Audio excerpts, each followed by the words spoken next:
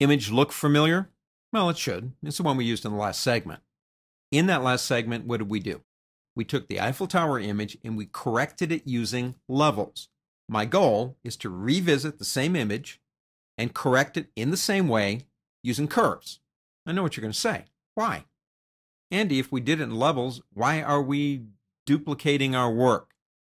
Curves, remember, is the big brother to levels. It can do a whole lot more than levels ever dreamed of doing, and we will be doing some pretty cool things using curves. It's important that you totally grasp the mechanism of curves over levels. And I have found out in the classroom that one of the easiest ways to get my students to comprehend how curves works is to do something in levels and do the same thing in curves.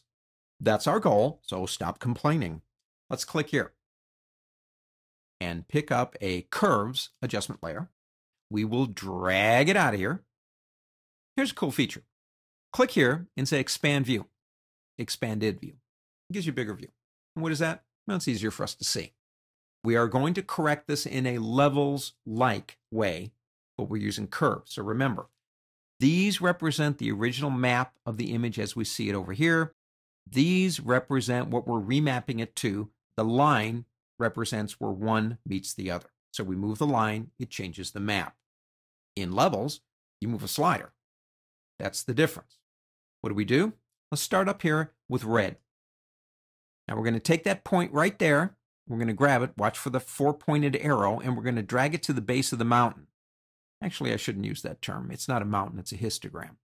Up here, we grab up here. Now we need to get to about there. So what I'm going to do is grab it up here, and I'm going to pull it over till we get to about there. Let go. I'm going to leave this on so you can watch the image. It'll look real wonky until the last one is done.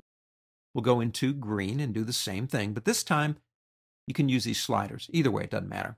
If we click here, it'll move that point for us. It makes it a little bit easier.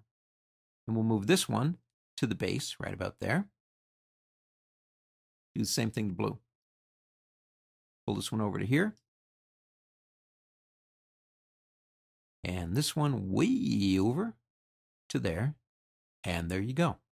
Fixed it just like levels. We can also go into RGB, and we want to lighten or darken the image, and we'll put a point by clicking, say right about there, and use your up and down arrow keys if you want to change it.